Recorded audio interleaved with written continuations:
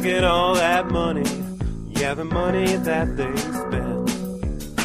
Take another look now and take some time for hemp. I know cut trees for paper, cause it hurts the environment. Stop deforestation, yeah, it's time for hemp. Oh, an acre of hemp makes 20 barrels of oil. No need for pesticides to poison all our soil. People got no food, they got no clothes, they got no rent. Well, right now it's time for hemp. Thank you for taking time for hemp. I am your host, Casper Leitch. You are listening to Time for Hemp on Tumblr, SoundCloud, iHeartRadio, and all points north, south, east, west on the internet. And if you're traveling the internet highway with your friends, make sure you share with them that we have archives of all of the hosts. That's right, all of the hosts, not just a 1-hour broadcast. We do 24 hours a day, 7 days a week, and we are the only all-cannabis broadcasting network in iHeartRadio. It's Friday. Big thank you to KDK Distributors for being nice enough to give us a grant to keep us loud, proud, and strong. Send our love out to Simon of Simon Serious Seeds. Simon's been recuperating these past few weeks from a nasty fall. And you are in our thoughts. And is Friday, like I said, and on Fridays we roll into a small town and say hello to a small town activist doing big work on a global basis sometimes. And oddly enough, our little joint host is from a little small town doing a whole lot of work on a global basis. So we went through our little black book today and thought, there's nobody I'd rather talk to than my joint host. But do remember, anytime you hear the word joint on the big broadcast, nearly 2.5 million people all around the world pack their pipes, their bongs, their vaporizers, and, of course, twist up a joint and take time for hemp. Michael Krawitz, usually my joint host. Today. We are having a joint conversation about all your joint efforts and your joint work around the world with your joint friends and their joint projects. And it might be nice to get caught up jointly with you and find out what you've been doing with all of your joint time. I can tell you, Casper, thank you so much for having me. It's really great to be here. And I will say that I've been getting the opposition out of joint. Well, and you've probably been working your knee joints and your elbow joints a lot, traveling up and down those streets and corridors, getting messages out and handing out paperwork, right? I think my elbow joint is just about out of elbow grease, as my mom would say. So for those of you out there who have joint problems and are looking for a joint remedy, this is the right program. That's it. Casper, I'll tell you, I was just sitting here thinking, what are we going to talk about during the show? And, I thought, okay, I'll just write a word or so about each of the issues that I've been involved in the last few days. And I ran right through the piece of paper. Wow. You've been busy.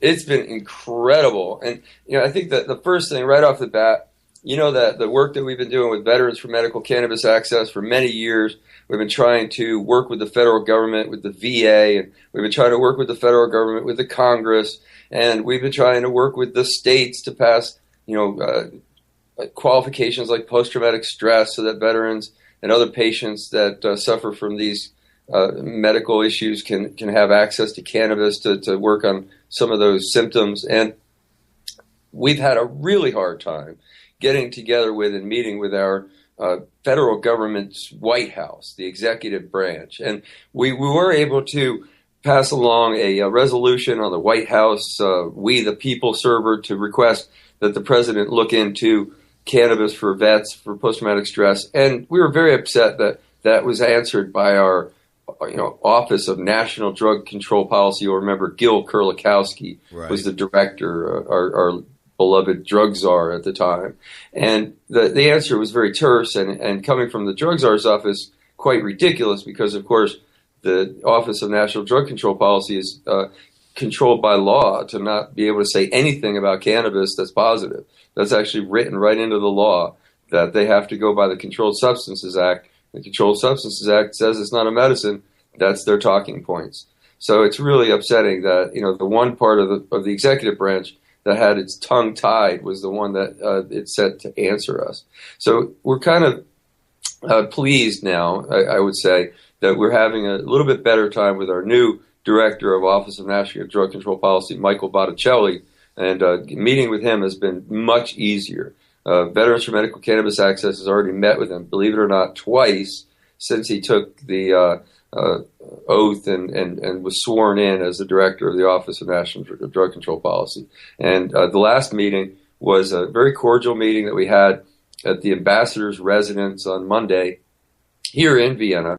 And I'll tell you, working at the United Nations, working at the international level, has afforded some of our activists working with even harm reduction, but most especially marijuana policy, a better opportunity to meet with our elected officials than we've ever had back home. Some of our, not necessarily elected officials, but some of our high-level governmental officials. So not only did I get to have a good meeting and a good heart-to-heart with Director Botticelli, but I got to meet with Nora Volkow. Does that name come right to you? You know who I'm talking about there, Casper? I've heard her name mentioned in conversation, and it'd probably be good for you to let our audience know who she is. So yeah, Nora Volkow, medical doctor Volkow, is the head of NIDA, the National Institutes of Drug Abuse.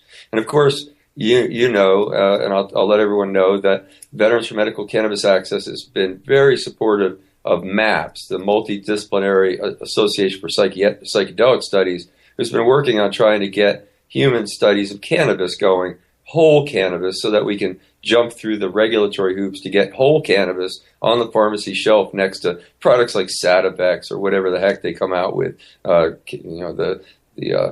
Epidiolex and other products that they're coming out with on the market very soon, more than likely. So, whole cannabis is very beneficial for a lot of things that get lost between the cracks of these modern medicines. The modern medicines are great for those that they help, and for those that they don't, often cannabis is the last resort. So anyway, Dr. Volkow heads the one agency that really has presented us an obstacle when we're trying to study cannabis at the national level.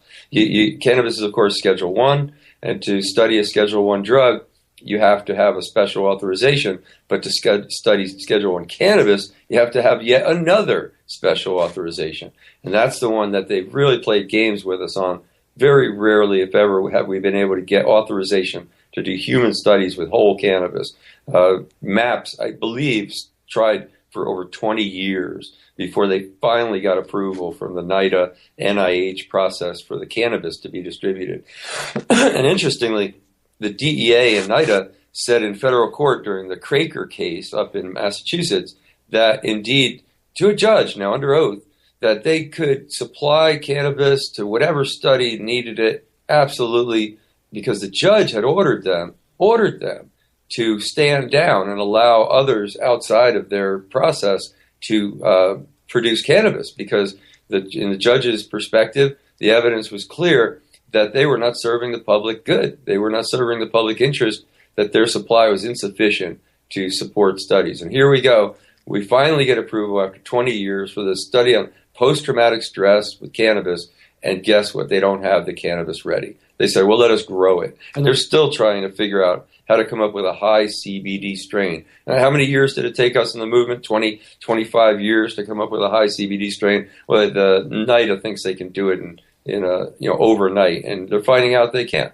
But I got to actually speak with Nora Volkow, Dr. Volkow, face to face, and I didn't let her off the hook. I was pretty stern with the fact that we as a cannabis movement have really faced insurmountable obstacle through NIDA, and it's been unfortunate, and it's been very inappropriate.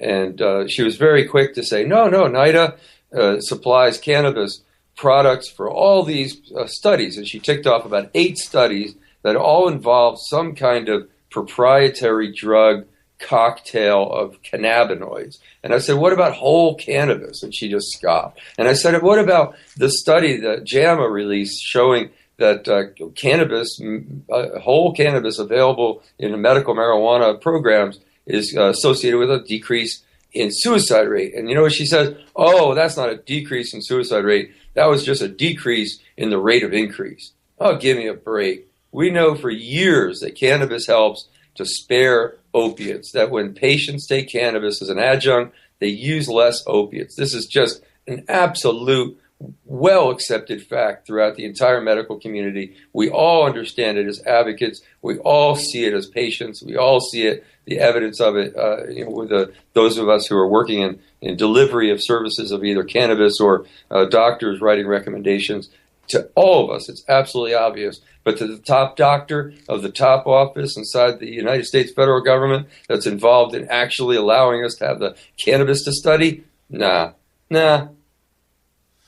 Well, sometimes people like me who don't get an opportunity to meet some of these policymakers face to face, in our heads, they are just mean-spirited, nasty, deliberately trying to connive and manipulate. Now, do you strike them? Do these people strike you as such, or are they just really, truly ignorant of all that they're not changing and all that they're leaving in place and all the harm and all that? I'll tell you, in these proceedings, during the Commission on Narcotic Drugs meetings at the United Nations, you see these folks again and again in different meetings. You get to spend some quality time with them in private gatherings. You get to meet with them, speak with them, but you still don't know them. I really couldn't tell you where they're actually coming from. I can tell you that Director Botticelli comes from a health background. He understands drug addiction. He understands the need for access to medicine. He understands these things, but he's a political animal. He works at the pleasure of the president in a purely political machine. And Dr. Volkow is a top medical doctor. She's very highly respected. She's got a stellar record. Actually, probably, I don't know how many published studies and published reports and documents that she's had over the years. Really has made a great contribution. And I think that she makes a mistake with this allowance of this ridiculous opinion on marijuana that isn't based on evidence to detract and distract people from what would probably be otherwise a pretty unblemished career. So now what do you think is going to happen with all this congregation of people coming together this time? You think there's going to be a major change around the world, or is it just going to be slow business as usual? Well, I'll answer that more directly in a minute, but I want to talk about current events. We just had a interesting kind of set of votes today and meetings today on ketamine. And the interest to us about ketamine isn't direct. We work on cannabis. We really don't know much. I don't know much about ketamine. But ketamine is a plant-based substance. I guess they chew on it and they call it different things around the world. But in this sense, in this context at the United Nations, they're looking at ketamine as a plant-based medicine that can be used in places that don't even have electricity as a general anesthetic. So you're talking about like third world medicine so that people can have surgery. And the World Health Organization, recognizing that it's so useful and needed for this purpose, has tried to maintain its status outside of the regulatory process of the schedules of the international treaty. Now, the thing about that is it makes an implicit proof, an argument for us that once you regulate something in these drug control treaties, patients lose access. Wow, what a realization. But the thing is that the World Health Organization should be listened to. And when I say listen to, I mean the Commission on Narcotic Drugs should do what the heck they say.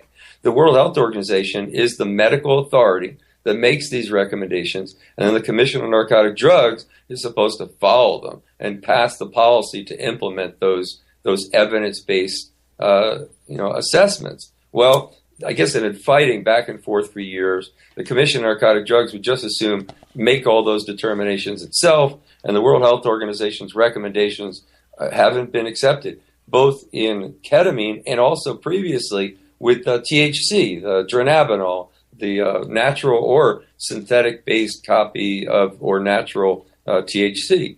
They also tried to reschedule that to a less restrictive schedule and were rebuffed by the Commission. So here, China is trying to schedule ketamine, take it out of the hands of those who need it, make it more tightly regulated because their anti-drug Chinese dictates that. And the World Health Organization is opposing it. We're opposing it. All the NGOs are opposing it. And I guess we have made a little traction because the Chinese pulled it. They removed their effort today and they shelved it for the moment in what others are saying is rather obviously a move to prevent it from losing because they thought they didn't have enough votes, and they probably were right that they didn't have enough votes to pass the effort. So I really think this is an important moment, especially because cannabis is going to be reviewed by the World Health Organization in just a couple of years.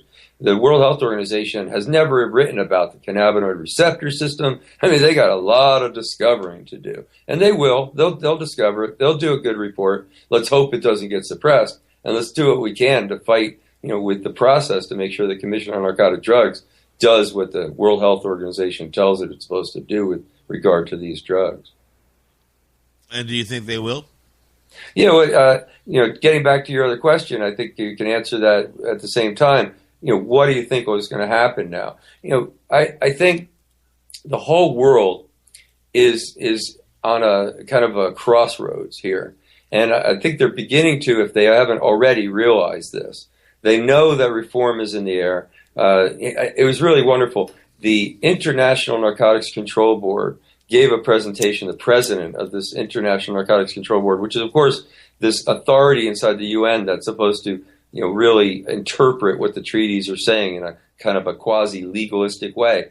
Well, law enforcement against prohibition is in the house. All right. Big time. Law enforcement against prohibition has really been doing a great job over here. They've got a great delegation. Jim Gierak presented a treaty amendment process and some treaty amendment drafts that LEAP has provided at a side panel presentation. It was very well intended, had members of the Czech government actually participating. Check that out. A national government together with one of our NGOs working together on the same billing of a meeting at the United Nations. How cool is that? And the International Narcotics Control Board president, when he spoke, answered point by point as if to rebut the case made by Jim Gierak. And if you look at my Twitter post, you'll see one of the quotes where the INCB is just ticking off. The treaty isn't irrelevant. It's not outdated, et cetera, et cetera. And I said, feeling a little, defensive there, are you, INCB? So I think we're having an impact, and I think that how is this going to unfold is we have a World Drug Summit coming up in 2016 in April on the same day as 420. Believe it or not, 420 2016. We're going to have a World Drug Summit in New York City, and for the first time, be really talking about cannabis policy at the UN in a very real way.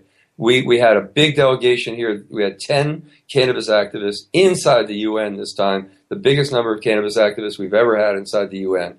And I think that in 2016 in New York, we're going to have a lot more stuff going outside. We're going to have the Global Institute coming in with their march coming all the way from Mexico. The Global Commission is going to be doing some fantastic work.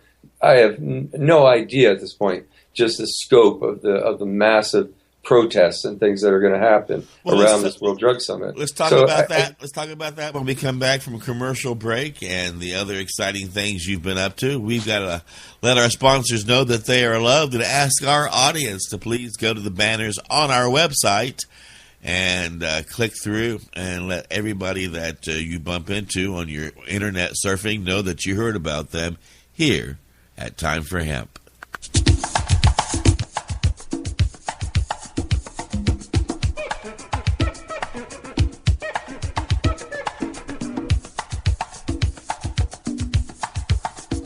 You are listening to the Time for Hemp Global Broadcasting Network.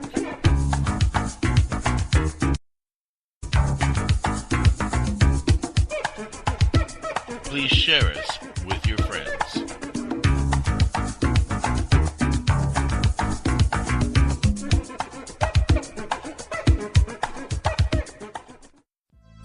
THCF Medical Clinics are the premier physicians clinic in the United States. THCF has offices all across the United States from Hawaii to Michigan. THCF Medical Clinics has helped approximately 150,000 patients obtain their medical marijuana permits to legally possess, grow, and use medical marijuana. If you have chronic pain, multiple sclerosis, or any other neurological degenerative disease, or if you have any gastrointestinal disorders such as GERD, irritable bowel syndrome, or if you have AIDS, cancer, spastic disorders, seizure disorders, or glaucoma, call us at 1-800-723-0188 or visit us online at hemp.org. Again, the number is 1-800-723-0188 and the site is hemp.org. Uno, dos, 1, 2, 3, 4.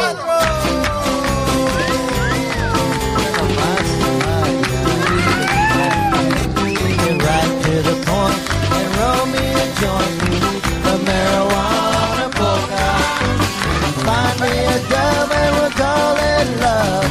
The marijuana polka. Lick me your bit and we'll get off real quick. The marijuana polka. My baby and I will get so high to the marijuana polka. Now roll me a smoke, yeah, give me a toke. The marijuana polka. Lock up the doors and we'll wax up the floors. The marijuana polka. Yeah, give me a line and we'll dance all night. The marijuana polka. My baby and I will get so high to the marijuana polka.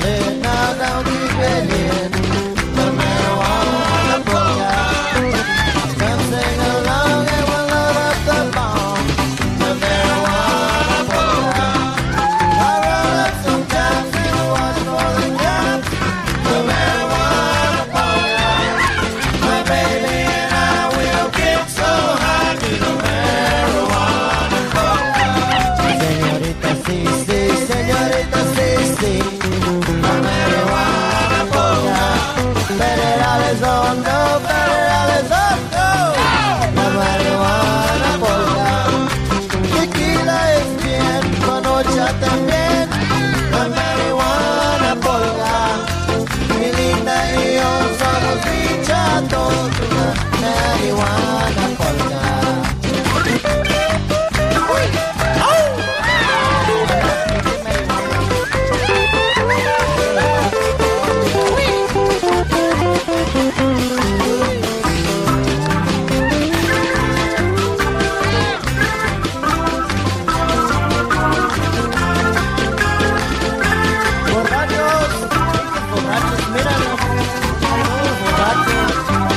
Señorita, sí, sí, señorita, sí, sí.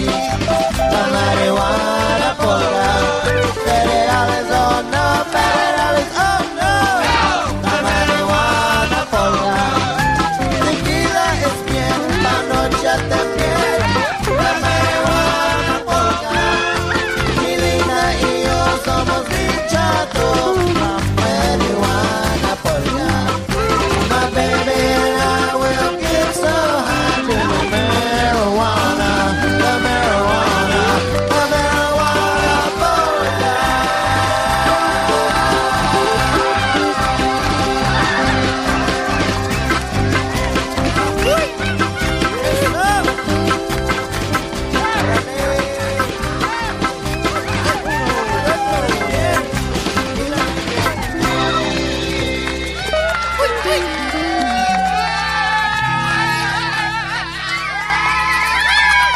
Oh, good golly, Miss Molly, I gotta catch my breath from all the dancing around and kicking up my heels here at Time for Hemp. You are listening to the big broadcast on Tumblr, SoundCloud, and of course, iHeartRadio, perhaps at I hope maybe timeforhemp.com. We've also got an Android app you can download into your phone. Of course, there's the iHeart app, the SoundCloud app, the Tumblr app, all those great apps you can download into your smart devices. Listen to us on the go and share us with your friends. I want to say hello to Betty Johnson of Homeland Security. Wish Betty a happy 42nd birthday. Also want to say hello to Agent Derek Holter in the DEA office. Want to wish him a 38th happy birthday. Please, as you listen in, take notes and share the information that you learn here on the big broadcast with your friends. How you doing, Michael? What's going on in New York? I'm doing great, man. Vienna, Austria, man. Vienna, Austria. I know, but you said some big things are going to be happening in New York next week, so that's. Yeah. No, not next week. Next year. Oh. Yeah, April 2016. Believe it or not, we're already gearing up for 2016 over here. That's good to know that people are that well prepared. You have to be with these monsters, don't you? I mean, with these people, don't you? Well, I'll tell you what's a monster, the scope and the size of this thing. You know, you're talking about 190 member nations. The Commission on Narcotic Drugs is 53 countries. So, you know, I can imagine it's a darn near impossible task to try to get 53 countries to be able to get on a document and work on it and come up to some. They have to operate by consensus as well. So I wanted to just describe this process that we're in the middle of. As I said, 2016 is going to be the big drug summit. And I think the thing to understand about that is every 10 years or so, the countries of the world have to come back to the table and kind of re-agree to these international drug control treaties, these international conventions. And 2016 is, of course, this year for this, what they call a UNGAS, United Nations General Assembly Special Session on Drugs. And our forces, especially like law enforcement against prohibition, would love to see an amendment on the floor, would love to see some actual change towards a treaty amendment in 2016. But to be realistic, in 2008, they were just starting to come to terms with harm reduction. In 1998, the last big drug summit, they were just starting to come to terms with demand reduction. So, you know, the UN is way behind the rest of the curve. To expect them to really be, you know, on the front edge of reform is maybe expecting a little bit more than is practical, you know, in reality. However, we do expect, and I think everyone expects, that there should be some beginning of some dialogue, some real debate where real options are on the table. The problem with the treaty is that the treaty was written with the understanding and the assumption that you could prohibit the non-medical use of drugs, and that would somehow produce some kind of good outcome. Now, we know that preventing drug use is not only absurd, but, you know, I see these drug warriors running around the UN. They're popping pills all day. Then they go out at the end of the day and have mixed drinks while they're smoking their cigarettes, and they're telling us to be anti-drug and that we're going to have a drug-free world. It's an absurdity. So, you know, the reality is that we have to come to terms with this. We have to regulate the non-medical use of drugs to keep them out of the hands of kids and whatever else that we want to do as a society that actually might have some merit. And I think that 2016 is going to be the time when we're going to start this conversation. I think that's how it's going to happen. And then, of course, 2018, we're hoping that the World Health Organization will do its review on cannabis. And then the big thing actually is 2019. They've been working on this project at the UN called the Millennium Development Goals. And I think it's actually bigger than the drug program because it actually encompasses drug program and it encompasses drug policy. But it's much, much more. It's all about, you know, meeting the goals of just basic things for humanity, you know, food, lodging, you know, safety, security, minimal stuff. And they're really, quite adamant about it. And 2019 is going to be the big review. So I think a lot of people are looking at the process and saying, okay, if we can get this dialogue started in 2016, we can get some concrete kind of options at least put on the table, then we can start working on something actually towards 2019, beginning to start actually changing, international policy. So that might be the way it unfolds. Heck, if we put enough pressure on the system, though, we can move that timeline up. And I think that's our role in this whole process generally, both at the state level, national level, and international level, is to make sure that the policy moves more quickly in response to the evidence and to the reality that we're experiencing. Because as we know, and as we know full well, anyone who listens to the LEAP radio show on their great Time for Hemp broadcast on Tuesdays knows, hey, the drug war is causing more harm than good. It has from the beginning. It's only getting worse.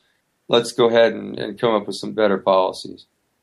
Well, now, one thing that's always baffled me is that our history that we've unearthed as a hemp movement is a global history. We found, seeds in old tombs and medication and oils and digs and archaeological digs around the world. And our history globally speaks of marijuana medically. Our history of cannabis talks about how it saved a country from starvation several times. The history talks about how it warms people with clothes and the oils and all that. And our learned leaders of the globe are facing horrific problems, like you said at the top of the hour, starvation and sickness, and they've got to recognize that this is a shortcut to helping people quickly by allowing this plant to be grown in their country so that they can get medicines to their own people, they can get good food to their own people, they can get good clothes to their own people inexpensively and create jobs. What's keeping them on the dime from doing something good for their own constituents? Well, I can't speak for everyone, but I can tell you that as a marijuana movement, I've been working inside the UN for decades just to try to be in the position where we could finally bring our activists to the table and start making our presentations of our evidence. It's been hard to even put ourselves in a position to be heard. And I think we are in that position now, and it's a perfect segue. I want to introduce to you the International Medical Cannabis Patients Coalition. Now, this is something that was a pet project of the Czech Republic medical marijuana organization and a U.S. medical marijuana organization, Americans for Safe Access, who helped bring together 13 medical marijuana-based organizations from around the world during a big science meeting, a big cannabis science meeting in Prague. And with the direction of Steph Scherer, who's really great at leading activists and having these kind of interactive meetings and leading these kind of meetings, helped us to come together and create a resolution. And representing medical patients that use cannabis worldwide, we now have written a resolution that speaks to the history of cannabis, speaks to the references in the different treaties. And I want to mention the International Narcotics Control Board. Remember, I talked about him making his presentation the other day.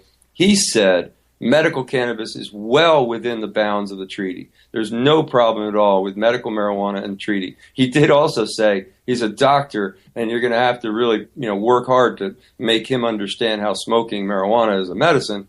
But hey, medical marijuana, he said, is well within the treaty, and I think that's an important point, to have on the side here. But I want to let everyone know that the International Medical Cannabis Patients Coalition is asking for very specific things. We're asking that cannabis either be taken out of the treaty completely, or that cannabis be put in a new treaty. Like Beckley Foundation suggested a new treaty based on kind of the same language they're looking at for a tobacco treaty, to just create a whole new treaty for cannabis. But I think the most likely and most pragmatic suggestion we came up with is to reschedule cannabis at the international level. In the 1961 convention, take it out of Schedule 1, take it out of Schedule 4, which together makes the cannabis hard to handle by nations and hard to deal with by patients, and put it in Schedule 3, which would be the least restrictive schedule under the convention. And it would allow countries a lot more breathing room regulatorily in administering medical cannabis. It would stop giving excuses to countries all over the world to not make reforms on their medical marijuana programs, which is definitely what the United States has done again and again, complaining, oh, we can't do this because of the treaty. Well, let's change the treaty, and that's exactly what we're asking for. That document is right now circulating to the member states inside the Commission on Narcotic Drugs. We hand-carried it from Vienna, brought it and presented it at the Czech Republic during a nice little meeting that they had at their Czech embassy, which was really fantastic with the Global Commission and everyone there. And we were able to kind of come into this high-level world and present this. And we're going to continue. When I say we've got 3 activists, 2 from France and me from the United States. And we're our kind of little cannabis team working on this document inside the system and making sure that the member states actually see it, read it, understand it, and hopefully we'll see some, all they have to do, read our request and put in the resolution to enact it. They could actually, by next year for the Global Drug Summit, we could already had a resolution already in work and already had a vote on it if they have a will to do so. So now's the time, no matter what country you are in the world, talk to your government, talk to them about this resolution, get medical cannabis organizations to sign on. I think we've already doubled from our initial 13 organizations from all over the world. So it's time for to grow that list and make sure that at least one of the members of the Commission on Narcotic Drugs, you have 53 countries to choose from, get one of those countries to put in the resolution, and then we're playing ball. And, I think from what I understand, they are opening their minds more and more. I mean, we keep seeing on the global level different leaders like the leaders of Mexico or Colombia and other countries that are just rolling up their sleeves and ending prohibition in their own countries.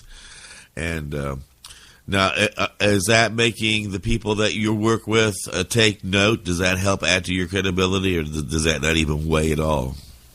Oh my God, it's so important. The countries like Mexico. Mexico is over here not calling for legalization, but they're actually one of the strongest voices calling for a debate. And that's actually extremely important and very, very tactical support for those, countries that may want to actually go a little further. And I have to say, the Czech Republic has been just so outstanding. They've worked on policy internally that's very progressive. And for them to come and join with Law Enforcement Against Prohibition in a side panel presentation, allow me to make this presentation at their embassy, they're really, really helping so much. And they've tried to do various resolutions. They continue to work on language.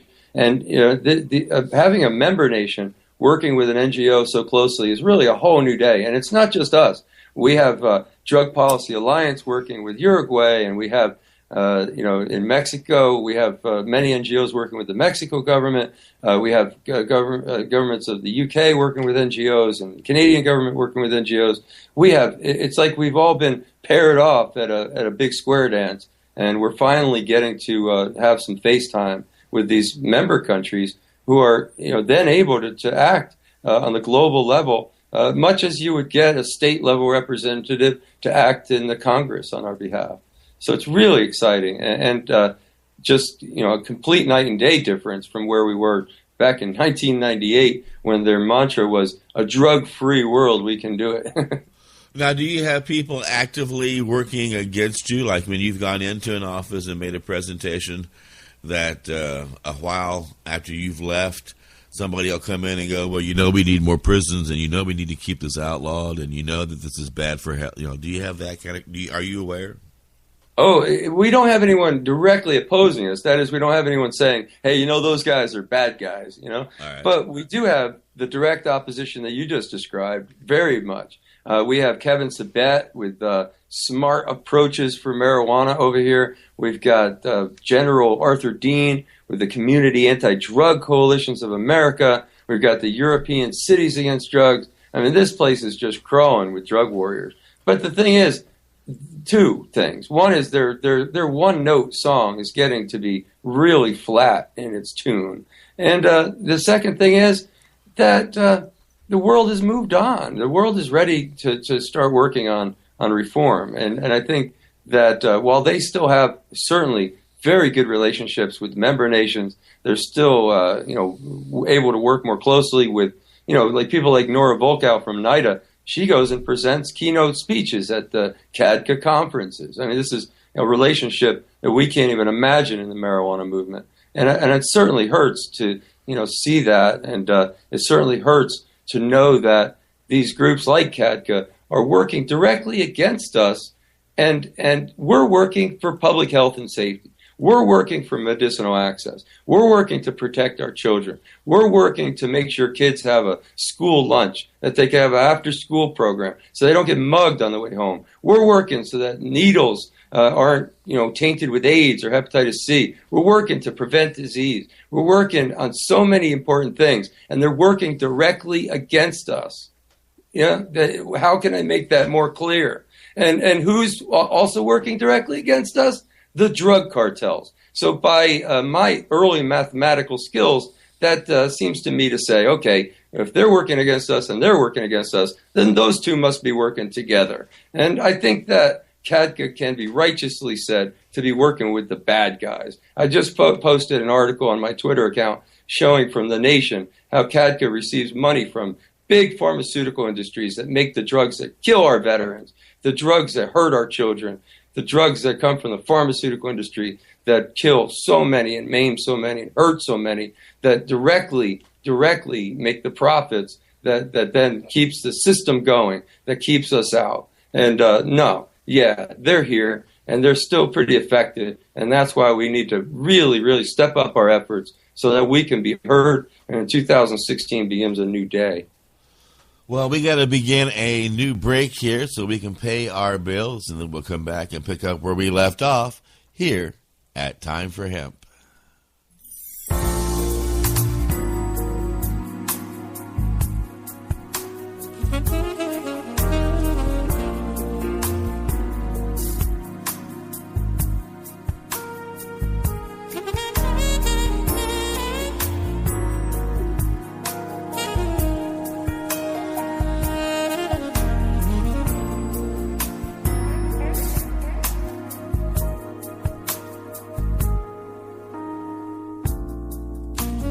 Listening to the Time for Hemp Global Broadcasting Network.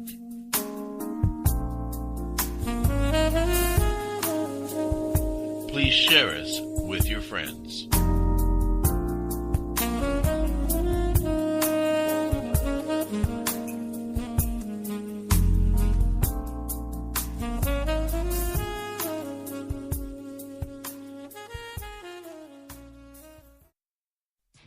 Serious Seeds is your source for quality cannabis and sativa seeds. Serious Seeds are the creators of legendary strains like AK-47, Bubblegum, Chronic, Cali Mist, and White Russian. The AK-47 is probably the most awarded strain on the planet. The high THC content of AK-47 makes it the perfect medical strain for patients seeking quick pain relief. Cali Mist is an almost pure sativa. Female medical cannabis patients have reported that this strain helps relieve menstrual cramps. Serious Seeds just acquired another Dutch high-quality seed bank, Magus Genetics. From now on, Serious Seeds can offer you even more award-winning strains. The fine folks at Serious Seeds strive to breed the best cannabis genetics that they can find, so patients can rely on the effectiveness of their medicine. Go to SeriousSeeds.com to grow your medicine. That site again is SeriousSeeds.com.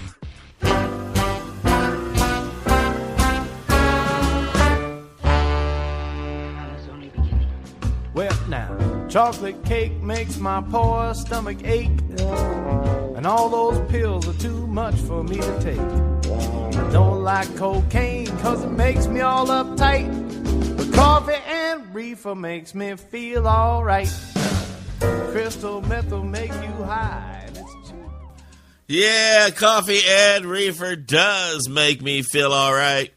And I want to encourage you to get involved in the community. Reach out to people around you and help educate them with the truth. We are on with Michael Krawitz today on Small Town Fridays here at Time for Hemp. and the big broadcasting network. And we're down to the last segment. So, Michael, give you a chance to head out for conclusions.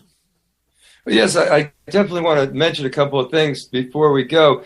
First, we had success in Vision 22 down in Southern California, where we were able to correct a local VA policy that was not in line with national VA policy, where they were punishing veterans for using medical marijuana at the VA hospitals in that region.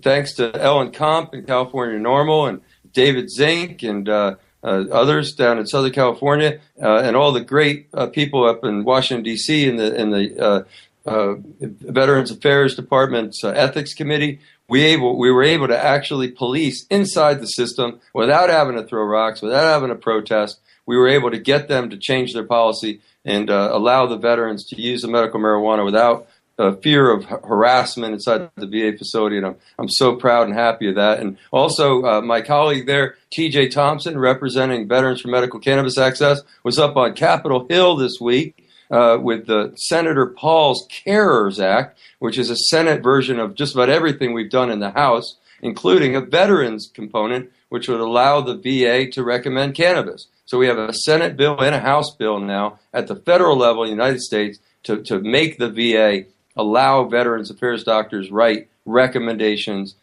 for medical marijuana. And I so much want to thank all the organizations that worked on this and brought Veterans for Medical Cannabis and other veterans in to be stakeholders and not only voices, but part of the whole plan right from the very beginning, a real structural involvement from MAPS, DPA, Americans for Safe Access, and MPP, all working together to make sure that the Senate comes up with a good plan. And it's not what we want, but it's darn more than we ever thought we'd get out of this type of process with the United States Senate. The very first time we've ever had a bill like this. It's a big, big deal. And TJ was up on Fox News head-to-head with this guy named David Murray, who's, believe it or not, the chief science officer of the Drug Czar's office, the Office of National Drug Control Policy. And to listen to this guy, I don't think he knows how to type Google because he knew nothing. He was just an absolute backwards informational resource.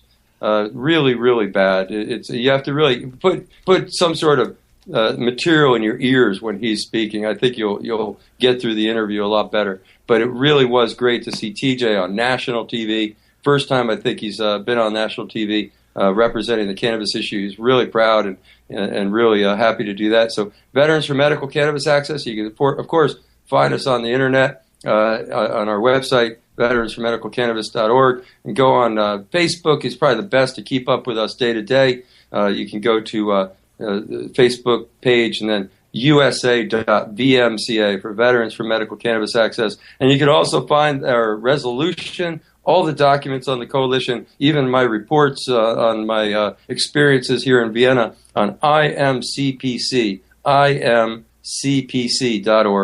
And I look forward to your comments there. I'm kind of trying to track to see what people say. Get organizations to sign on, please. Go around all over the world. We need to get the Japanese, we need to get everybody. We had side panel presentations inside the UN from France, Netherlands, Slovenia, talking about their experience with medical cannabis. We're doing our share. We're getting it done. And, I know you are too. Well, it sounds like you've been making a lot of good connections there, too, that will help later down the road because this is not, like you said, a one-time thing. You've got things lined up for the next 2 or 3 years. It's sad that it takes decades to get anything accomplished when you got so much that needs to be done. Absolutely, and we're sharing resources. I mean, we if we have something that's brought up in some sort of political circles in the United States, we talk about it. Maybe the same issue will come up later in Slovenia, and maybe something's happening in Prague and Czech Republic, and they tell us about it, and it helps to prepare for something that's going to come up in the United States. So I think these shared resources are really going to be important as we battle this as a global issue to try to make sure that drug policy is fit to purpose. Okay, now we've only got a couple of minutes here for this, but you've been very active and working with veterans for marijuana. I think you've heard of the group. Yep. You started it. And there has been some good and positive changes here recently for our veterans, I believe, that you might want to speak to. Well, I think it's important for all veterans out there to know that, if they're being hassled by the VA, their Veterans Affairs doctor told them, oh, you violated the rules, we're going to take you off of your medication, we're going to punish you in some way. Know that they're not, the doctor by doing that is not following national VA policy. You need to go, get a copy of your medical file, see what the doctor's written about you, make the doctor produce the rules that they think they're following. Tell them to put it in writing. You want to see what the regulation is that they think they're following. That usually is enough to really show the doctor that they're on their own. They'll never find that document because it doesn't exist. And if they have trouble, the patient advocate at their facility is not getting it done. They can't figure out how to get the facility to stop beating them up. Give us a holler, and we'll try to help you out and figure out a way through it. But I think it's important for veterans to know that we've done a really good job inside the VA to get rid of the pain contract system. Now you sign a document, but it's a informed consent. Just like you go into surgery, you sign a document saying you understand the risks. Well, they got a document, you sign that if you're getting like narcotics or something like that, saying that you understand the risk. Don't let your doctor convince you into thinking it's some sort of contract. It's not. Don't let them convince you that drug testing for illegal drugs is mandatory, because it's not. You have to make an oral consent for this. They often make this so subtle that you don't realize that you did that. And of course, if you can't say yes or no, then what the heck is the good of consent? So I think veterans are important. It's important to recognize that these new systems are in place. And if the doctor is giving you a hassle, saying that you're violating the rules, they're going to take away your medicine, just know that they're the ones violating the rules. You're the one that's trying to survive. And, Michael, we are down to the last couple of minutes of the big broadcast. Do you want to give a shout-out to an organization or an upcoming event? Yeah, so we'll be coming up to Washington, D.C. at the end of the month for the Americans for Safe Access Unity Conference.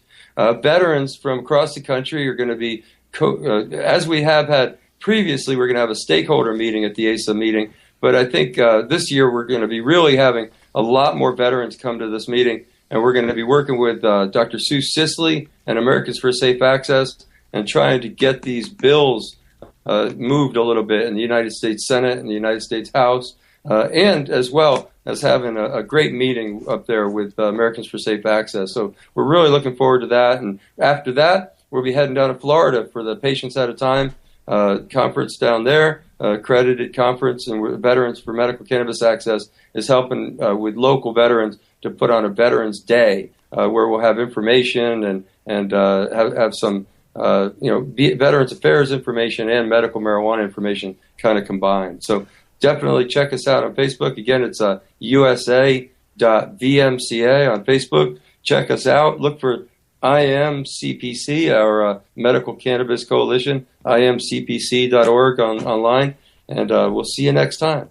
And we'll see you next Friday, Michael, for Small Town Fridays. We are back on schedule Monday through Friday doing our usual 10 a.m. Pacific Standard Time. And, of course, we are a team of people working diligently to let the whole world know how important it is to take time for hemp. Look at all that money, yeah, the money that they spent. Take another look and spend some time for him. Don't cut trees for paper, 'cause it hurts the environment. Stop deforestation, yes, it's time for him. Whoa, an acre of hemp makes 20 bales of oil. No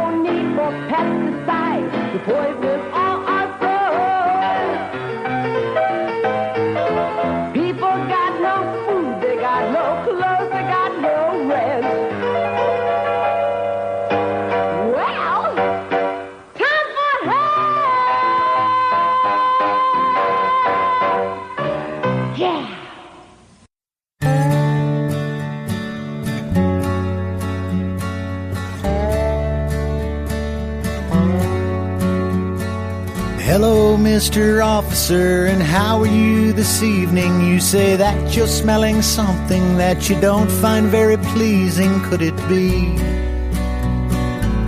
the fact that I've been smoking weed? Yes, indeed.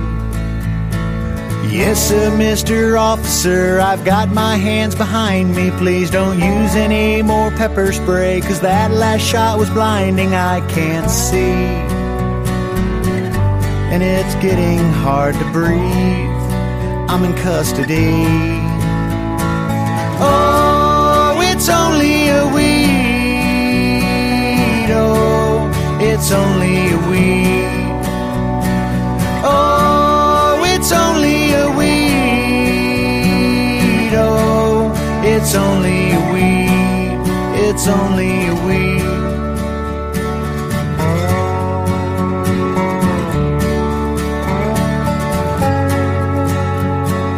Hello, Mom and Dad, it seems I've got a little problem. The policeman thinks I'm dealing, and it's prison time he's talking. Could you please call an attorney just for me?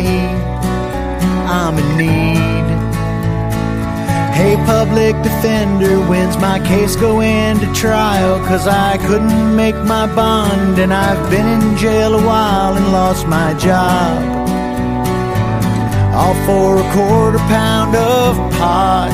Ain't that a crock?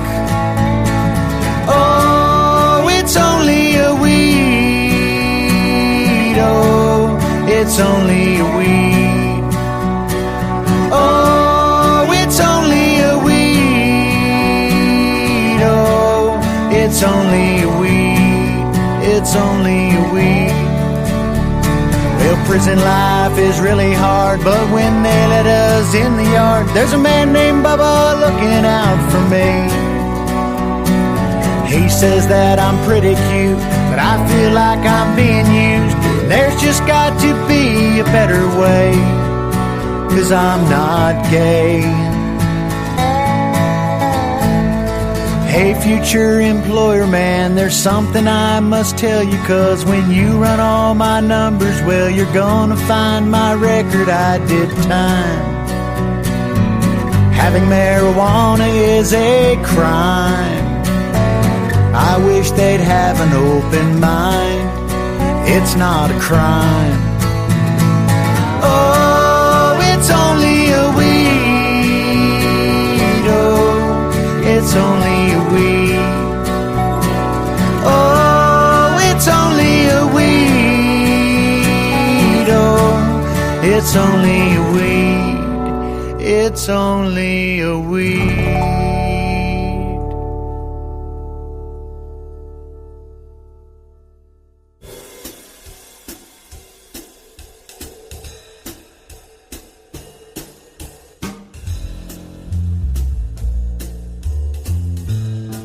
You are listening to the Time for Hemp Global Broadcasting Network.